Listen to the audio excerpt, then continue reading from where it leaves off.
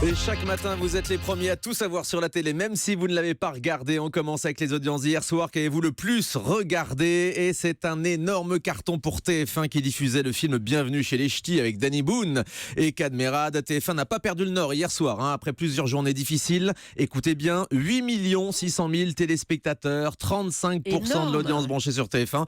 C'est la meilleure audience depuis le début de l'année, même si on est encore qu'au mois de janvier. La première diffusion en novembre 2010 avait réuni 14 millions de téléspectateurs. On est encore très très haut hier soir, 8 600 000 donc, avec des répliques qu'on connaît par cœur.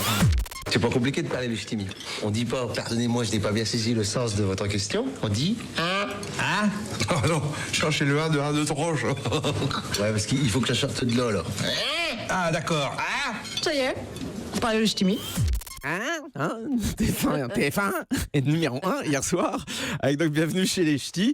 TF1 bat toutes les autres chaînes, notamment France 3 qui arrive deuxième avec la série néo-zélandaise Broken Wood. Un bon score, 3 300 000 téléspectateurs et 12% d'audience.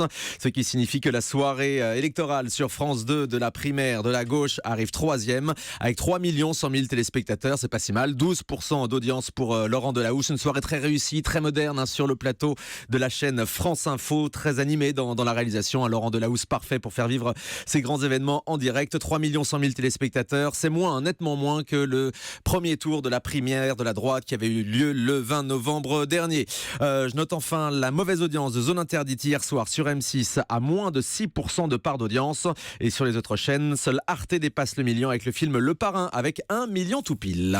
On passe maintenant aux chiffres de ce week-end avec Guillaume Janton et on commence par samedi avec une grosse déception pour TF1, Guillaume. Et oui, surprise, TF1 est battu par France 2, 3 500 000 téléspectateurs pour Nagui et le prime de N'oubliez pas les paroles et seulement 3 200 000 pour TF1 qui faisait le pari de proposer du théâtre en prime time, une première depuis 2011. La pièce Folle Amanda avec Michel Bernier vous a beaucoup fait réagir sur notre télérépondeur.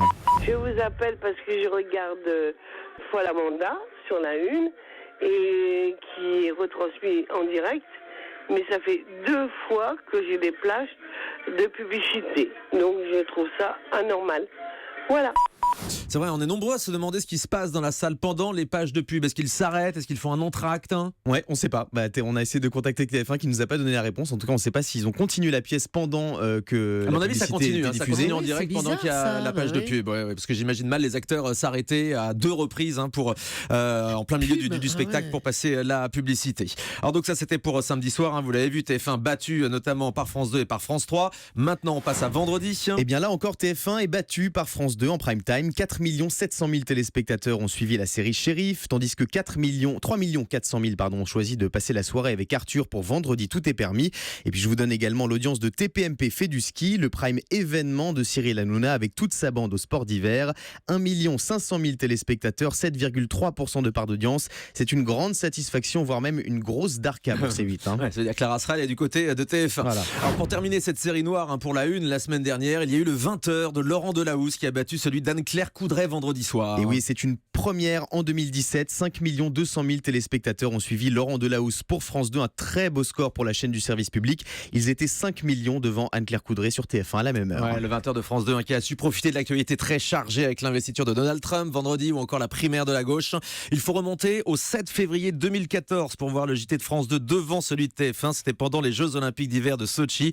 Mais ça fait plusieurs semaines qu'on a observé que les 2 JT, celui d'Anne-Claire Coudray et de Laurent Delahousse, sont au coude à coude le week-end. Donc bravo à Laurent Delahousse et ses équipes. J'ajoute encore le score de Guess My Age, car c'était la nouvelle saison qui commençait hier soir sur C8. Un nouvel horaire, le dimanche donc à 19h. Et c'est un bon score pour ce jeu de Jean-Luc Lemoyne qui approche les 600 000 téléspectateurs. Vous savez tout sur tous les chiffres d'audience de ce week-end. On va se retrouver dans un instant. Tout à l'heure, on parlera de l'altercation qui a eu lieu hier soir sur le terrain de la soirée électorale entre Cyril Eldin et Camille Cronier du Quotidien sur TMC. Ce sera juste après les séquences fortes de la télé de ce week-end. Le zapping, à tout de suite.